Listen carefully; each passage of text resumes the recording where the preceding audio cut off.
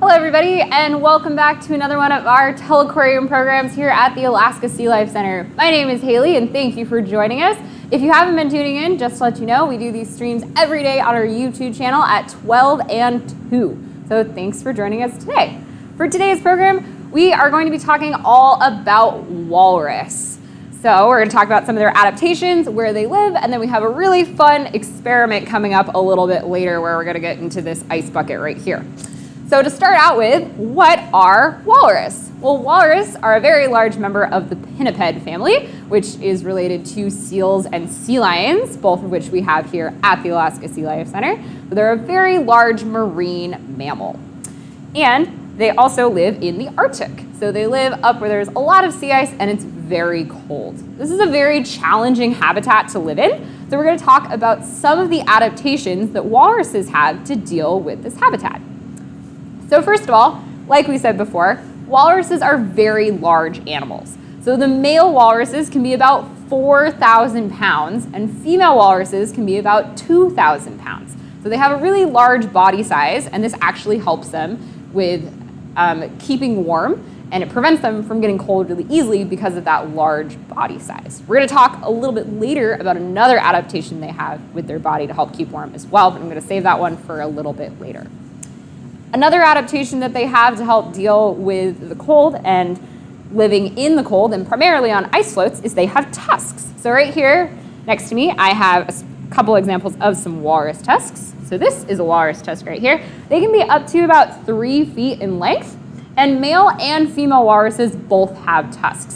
So some people think that only male walruses have tusks and they're used for fighting. They can be used for fighting, but actually their primary use is to haul the walrus's body out of water. So walruses, they're very rounded, they're a little chubby, but they have front flippers, but they're not very good at helping the walruses walk around. So if you imagine trying to get out of a pool without the use of your arms, so if you like tucked your arms in like this and then you're trying to get out of a swimming pool, that would be pretty challenging for you. So that's kind of what it's like for a walrus. But they have these really big tusks, and they use them kind of like ice picks to stick into the ice and then haul their body out onto land. So that's one of the uses for them. They also have another couple uses for them. When they're swimming in the water, if they get to a point where there's ice above them and they want to breathe, they can actually use their tusks to punch holes in the ice. They're little breathing holes. And then if they're really lazy, they'll just stick their snout above the water so they can just breathe, take a couple breaths, and then they'll go back underwater and start feeding again. So here I also have a walrus skull. So we can see with this skull that the front of their face is actually really flat. So if we kind of look at it from the side, it's pretty flat over on the front, and that allows them to be able to shove their nose kind of into the ocean floor, which is the next thing we're going to talk about. They can use their tusks a little bit to dig around in the ocean floor for food, but primarily what they use when they're hunting is they actually use whiskers. Ooh. All right. So they primarily use their whiskers. So right here, we actually have a walrus whisker. And I don't know if you guys can see this right here, but it's like kind of almost like one of those really thin little straws, or it almost feels like a little toothpick, but it's a little bit more flexible than that. But that is what their whiskers are like. And the whole front of their face is actually covered in these little whiskers, and they're really sensitive. So what they'll do is they'll dive down onto the bottom of the ocean floor, and they'll kind of root around with those whiskers. They're about as sensitive as human fingers, and they'll kind of sift in the ocean floor for things like shellfish. So clams, mussels, those are their favorite kinds of food. So they'll go around and they will eat things like that. Now, when they're feeding, they primarily live on ice floats. So big floats of ice out in the middle of the ocean. And walruses are highly sociable animals, so they like to hang out all together. So they'll be on a big ice float just hanging out and foraging for food. Now, usually when they're on these ice floats will shift and they'll move, and this gives them a varied foraging habitat over time. So as the ice floats move, they'll have new places that they can go to in order to get new food resources. However, with warming ocean temperatures and melting sea ice due to global climate change, a lot of these ice floats have been limited. So walruses are instead turning to shorelines as a primary habitat. This is okay, they can hang out on the shoreline all together and they're gonna be all right. However, it does limit their foraging habitat because they can only swim so far offshore before they're tired and then they have to return to that same shoreline. So it's a common habitat where all of those walruses are feeding on the shoreline, so it limits what they're able to get alive. So unfortunately, that is a problem that walruses are having to deal with right now and one that they're trying to overcome. It also makes them a lot more vulnerable to predators. So walruses' top 2 predators are polar bears and actually humans, which are mostly land-based predators.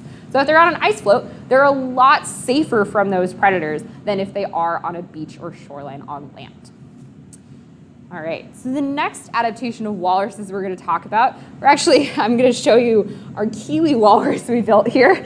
So we did this morning. If you have a kiwi or even if it's another fruit at home, it could be a lemon or an orange or an apple, it doesn't really matter. But the kiwis are great because kiwis, they feel like walrus skin. So if you feel a kiwi, that little fuzz is actually kind of what a walrus feels like. Their skin's pretty tough and leathery, but kind of fuzzy. And if you have some googly eyes or some little toothpicks at home, you can make your own little walrus. So kind of a fun thing to do. But yeah, they feel kind of like a kiwi, but they're also really rounded, kind of like this kiwi right here too. And that is because they have a thick layer of blubber. So walrus's blubber can be about 10 centimeters thick, which is about 4 inches. So that can be a pretty thick layer of blubber all the way around them. It gives them an energy storage. It also insulates them from the cold, and it makes their bodies a little bit more streamlined because they have that nice round shape. Also, with their blubber, because it's pretty thick, it can actually account to about 1/3 of their overall body mass during the winter time. So it also attributes a lot to their weight. So something that we're gonna do right now is we are actually going to test how well blubber in a walrus works. So this right here is what we call a blubber glove. Basically all it is a double Ziploc bag with some Crisco inside of it. And you can learn how to make one of these if you check out the link in our description below. We have instructions from the National Park Service about how to make one of these blubber gloves at home. So if you're hanging out with me today and you want to recreate this experiment later, all you'll need is in the instructions, but it should just be a couple plastic bags, some Crisco, and then you can get a bucket of cold water.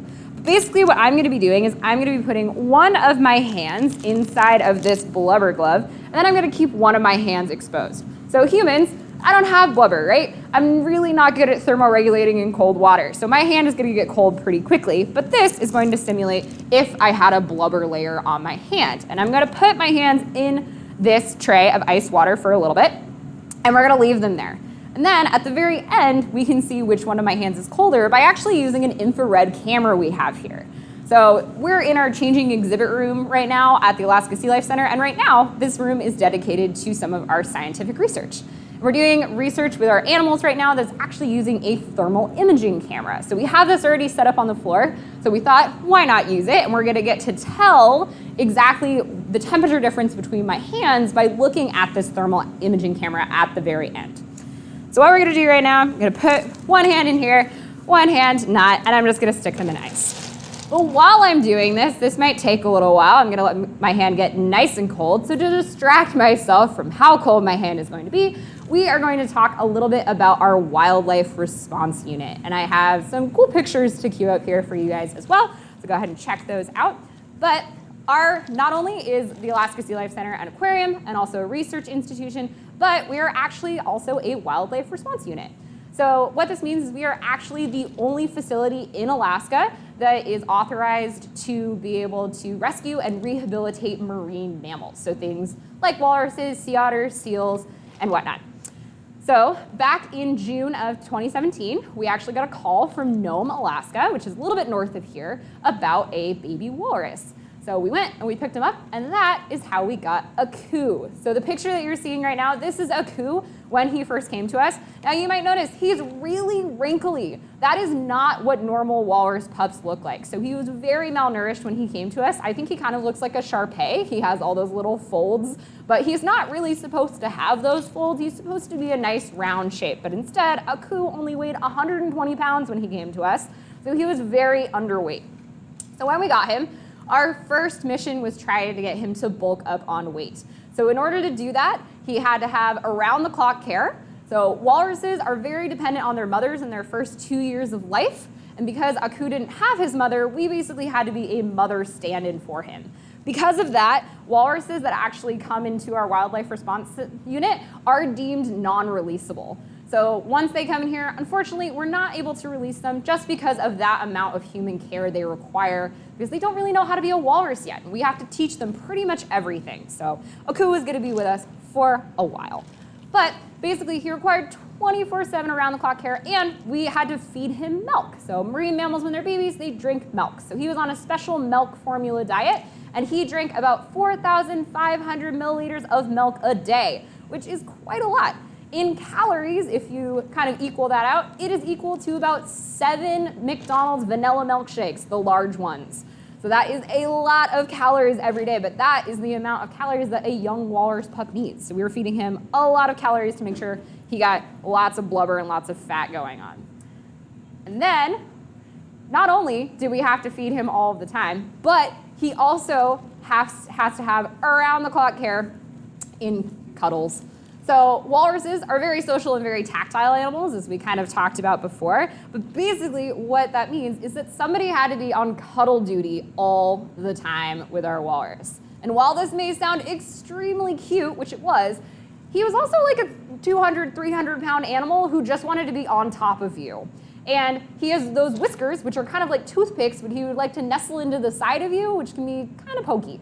So adorable, but it's kind of like when you have a large dog who thinks they're a lap dog and they try to get on top of you, but they're not quite. Kind of a similar thing to that. My dogs like to do that all the time. So very cute, but Aku also needed 24-hour around-the-clock social interaction with one of us.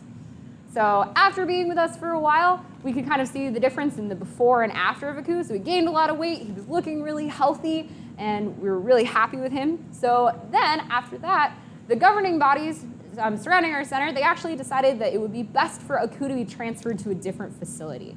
And where he was transferred was actually in SeaWorld Orlando, because there was a walrus of a similar age to Aku.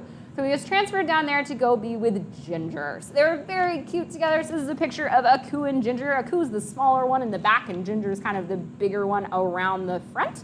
But Aku and Ginger got along really well, and it was really great for Aku to have another member of his species for social interaction.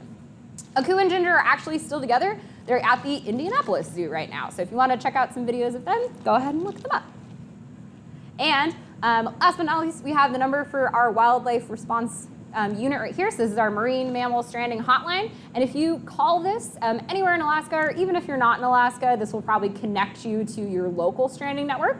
But if you call this, then you'll be connected to the right people, and we can make sure we take care of that stranded animal. With stranded animals, the number one thing is we don't want to disturb the animal, and we don't want to touch the animal. So please just call someone first before you do anything else. Awesome. All right. Well, my hands have been sitting in this water for a long time. I can't feel my left hand right now. So we're going to take them out and see how we did. So if we look over on our thermal imaging camera and I hold up my hands here, oh yeah, that's pretty good.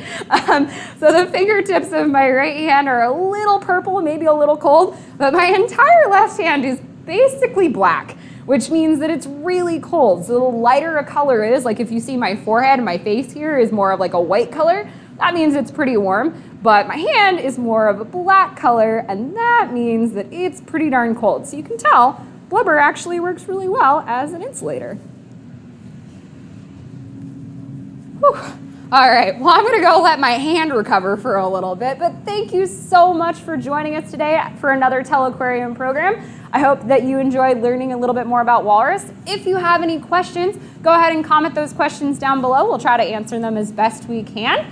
And if you like what we're doing here, go ahead and give this video a big like. Make sure you subscribe so you don't miss further videos. Remember, we're doing videos every day at 12 and 2 here on our YouTube channel, and we'd love to see you again soon.